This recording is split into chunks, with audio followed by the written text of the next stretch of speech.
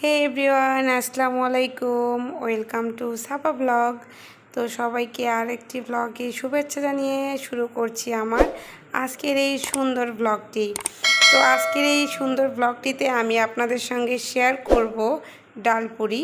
তো ডালপুরি কীভাবে তৈরি করতে হয় সেটাই আমি আপনাদের খুব ভালোভাবেই তৈরি করে দেখাবো। তো দেখতেই পাচ্ছেন কতটা সুন্দর হয়েছে আমার ডালপুরি। তাহলে চলুন কথা না বলেই শুরু করে দেই। তো প্রথমেই আমি ডালপুরির যে ডালটা তৈরি করব, তো সেজন্য আমি এখানে দেখতেই পাচ্ছেন মসুর ডাল উঠিয়ে দিয়েছি এবং এখানে আমি অল্প পরিমাপ হলুদ দিয়ে এখন আমি এটাকে সিদ্ধ করে নেব।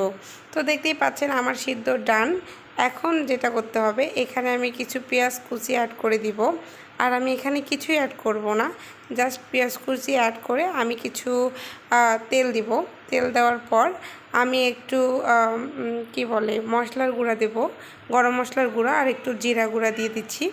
দিয়ে দেওয়ার পর তারপর আরেকটু হলুদ দিয়ে দিলাম। দেওয়ার পর একটু লবণ দিয়ে দিলাম। দেওয়ার পরে আমি পুরো মানে কি বলবো ডালটা ভালো করে নেড়ে চেড়ে একদম মিহি করে নিব। দেখতেই পাচ্ছেন আমার একদম পারফেক্টলি হয়ে গিয়েছে। তো এরপর আমি আগে থেকেই ময়দার ডো বানিয়ে রেখে দিয়েছিলাম। তো এরপর আমি আপনাদের তৈরি করে দেখাচ্ছি কিভাবে আপনারা ডালপুরি তৈরি করবেন। সো এই যে এইভাবেই ডাল ভিতরে দিয়ে তারপর পুরটাকে ভরে একদম সব দিক থেকে নিয়ে এভাবে করে একদম খুব সাবধানভাবে, মানে খুব সুন্দরভাবে আস্তে আস্তে এটাকে ডলতে হবে, কারণ জোরে জোরে ডলা যাবে না, তাহলে ভিতরে ডালটা বের হয়ে যেতে পারে।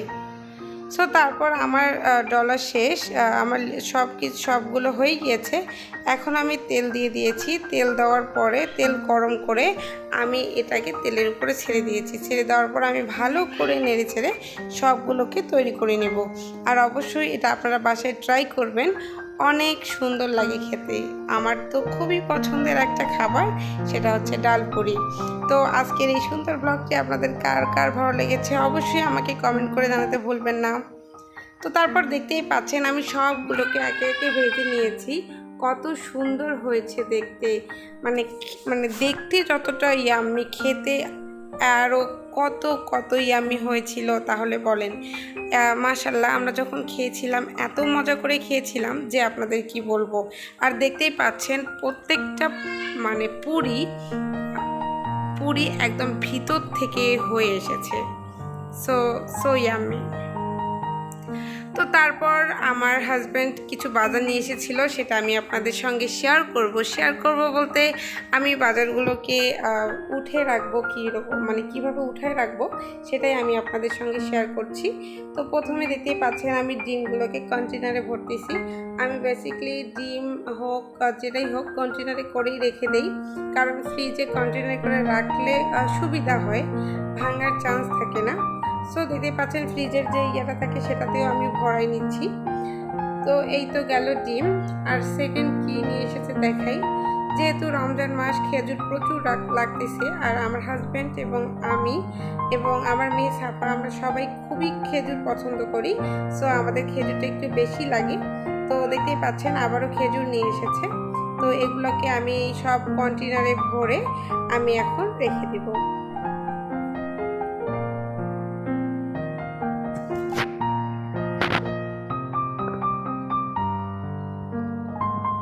তারপর নিয়ে এসেছে ছোলা তো রমজান মাসে লাগবেই, তো সেজন্য আবারও নিয়ে এসেছে।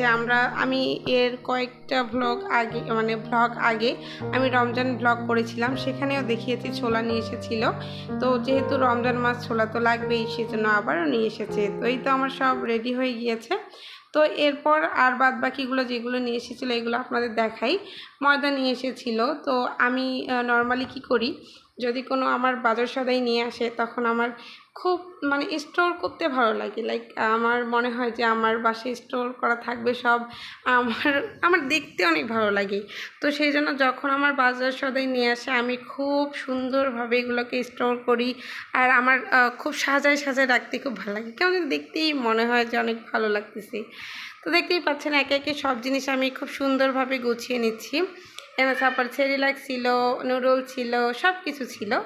তো এই তো এটাই হচ্ছে আমার আজকের বাজার সদাই ছিল। তো আমার আজকের এই বাজার সদাই আপনাদের কেমন লেগেছে অবশ্যই আমাকে কমেন্ট করে জানাতে ভুলবেন না। আর আমার এই ব্লগটি যদি আপনাদের ভালো লাগে থাকে তাহলে প্লিজ পুরো ব্লগটি দেখবেন, আর প্লিজ পুরো ব্লগটি দেখে আমার পাশে থাকবেন। ইনশাল্লাহ আমি আপনাদের পাশে সবসময় থাকবো। তো যাই হোক, তারপরে ইফতারের সময় হয়ে গিয়েছিল। তো ইফতার সব কিছু প্রিপারেশন করতেছি, দেখতেই পেলেন ইফতারে আমি পুরি বানিয়েছিলাম। তো তারপরে কিছু ফ্রুটস কেটে নিব, তো তার মধ্যে তরমুজটা ছিল, তরমুজটা কেটে নিচ্ছি। আর কি বলবো, রোজা থেকে আমি তরমুজ কী করি, কেটে ফ্রিজে রেখে দিই। তো রোজা ভাঙানোর পরে তরমুজটা ঠান্ডা ঠান্ডা খেতে খুবই ভালো লাগে, পার্সোনালি আমার খুব পছন্দ। তো আপনাদের কার কার তরমুজ আমার মতো অনেক পছন্দ, তাহলে সবাই আমাকে কমেন্ট করে জানাতে ভুলবেন না। আর দেখতেই পাচ্ছেন তরমুজটা কতটা লাল ছিল, অনেক টেস্টি ছিল, মানে এত টেস্টি ছিল কি বলবো। তো তারপরে ইফতারে আমি কলাও বের করে রেখে দিয়েছিলাম। তো যাই হোক, মাশাআল্লাহ দেখতে দেখতে আমরা 11টা রমজান পার করে ফেললাম, আলহামদুলিল্লাহ। তো এই তো আজকের ব্লগ। তো তারপর আমি ইফতারের ঠিক আগে আমি আমার গাছের একটা অ্যালোভেরা মানে কাটতে গিয়েছিলাম। দেখতেই পাচ্ছেন আমার গাছটা মাশাআল্লাহ দিন দিন অনেক বড় হচ্ছে। তো আমি কি বলবো, রূপচর্চা করব, তো সেই জন্য আমি একটা অ্যালোভেরার ডাল কেটে নিচ্ছিলাম। তো সেটাই আমি আপনাদের সঙ্গে শেয়ার করলাম। তো এটা এখন নিয়ে যাব, নিয়ে যেয়ে ক্লিন করে রেখে দিব। ক্লিন করে রেখে দিয়ে এখন তারপর ইফতারের পরে হয়তো বা আমি রূপচর্চা নিয়ে বসে যাব।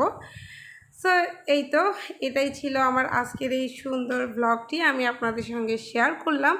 যদি আমার এই সুন্দর ব্লগটি আপনাদের ভালো লেগে থাকে তাহলে প্লিজ সবাই লাইক কমেন্ট শেয়ার এবং সাবস্ক্রাইব করতে ভুলবেন না, আমার পাশে থাকবেন প্লিজ। সবাই ভালো থাকবেন, সুস্থ থাকবেন, আমার ছোট্ট ফ্যামিলিটার জন্য সবাই দোয়া করবেন। তো তাহলে আজকে এ পর্যন্তই বিদায় নিচ্ছি, পরবর্তী ব্লগে দেখা হবে ইনশাল্লাহ। সবাই ভালো থাকবেন, আবারও রমজানুল মুবারক জানিয়ে সবাইকে আল্লাহ হাফেজ।